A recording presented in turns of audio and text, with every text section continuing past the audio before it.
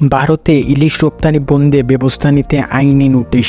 ভারতের ইলিশ রপ্তানি বন্ধে প্রয়োজনীয় ব্যবস্থা নিতে সরকারকে অনুরোধ করে আইনি নোটিশ পাঠিয়েছে সুপ্রিম কোর্টের এক আইনজীবী। বাণিজ্য মন্ত্রণালয়ের সচিব, মৎস্য ও প্রাণী সম্পদ মন্ত্রণালয়ের সচিব, জাতীয় রাজস্ব বোর্ডের চেয়ারম্যান ও আমদানি রপ্তানি কার্যালয়ের প্রধান নিয়ন্ত্রণকে এ নোটিশ পাঠানো হয়েছে। রবিবার 22শে সেপ্টেম্বর সুপ্রিম কোর্টের আইনজীবী মোহাম্মদ মাহমুদুল হাসান এই নোটিশটি পাঠান। নোটিশ বিষয়ে আইনজীবী মোহাম্মদ মাহমুদুল হাসান জানান, ইলিশ মাছ একটি সামুদ্রিক মাছ। এই ইলিশ বাংলাদেশ, ভারত, মায়ানমার সহ বিশ্বের বিভিন্ন দেশে পাওয়া যায়। এই ইলিশ যখন সমুদ্র থেকে নদীতে, বিশেষ করে বাংলাদেশে পদ্মা নদীতে আসে তখন অত্যন্ত সুস্বাদু হয়ে ওঠে। এই কারণে সামুদ্রিক ইলিশের চেয়ে পদ্মার ইলিশ অত্যন্ত জনপ্রিয় ও সুস্বাদু। তিনি জানান, প্রতিবেশী দেশ ভারতের বিশাল সমুদ্র সীমা আছে। ভারতের জলসীমায় ব্যাপকভাবে ইলিশ উৎপাদন হয়। এই বিবেচনায় বাংলাদেশ থেকে ভারতের ইলিশ মাছ আমদানির কোনো প্রয়োজন নেই। কিন্তু ভারত মূলত বাংলাদেশের পদ্মা নদীর ইলিশ আমদানি করে থাকে। বাংলাদেশ ভারতীয় এজেন্টরা এই মাছ রপ্তানিকারকরা সারা বছর ধরে পদ্মা নদীর ইলিশ মাছ মজুত করে রাখে এবং বাংলাদেশ সরকারের অনুমতি সাপেক্ষে পদ্মা নদীর সব ইলিশ ভারতে রপ্তানি করে এবং খুব বিশেষে সীমানা দিয়ে অবৈধভাবে পাচার করে।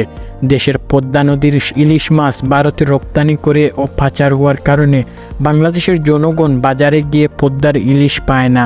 ফলশ্রুতিতে বাংলাদেশের জনগণকে সামুদ্রিক ইলিশ খেতে হয়, যা পদ্মার ইলিশের মতো সুস্বাদু নয়। এই আইনজীবী আরও জানান, বাংলাদেশের পদ্মা নদীতে যে সীমিত পরিমাণে ইলিশ পাওয়া যায় তা বাংলাদেশের মানুষের চাহিদা অনুযায়ী যথেষ্ট নয়।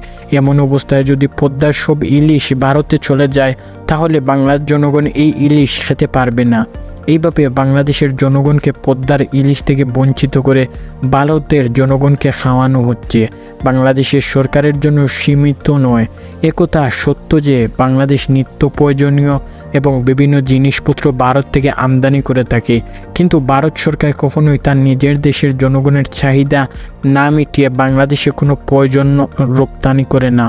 তিনি জানান, বাংলাদেশের রপ্তানি নীতি 2021 সাল থেকে 24 অনুযায়ী ইলিশ মুক্তভাবে রপ্তানিযোগ্য ও কোনো মাছ নয়।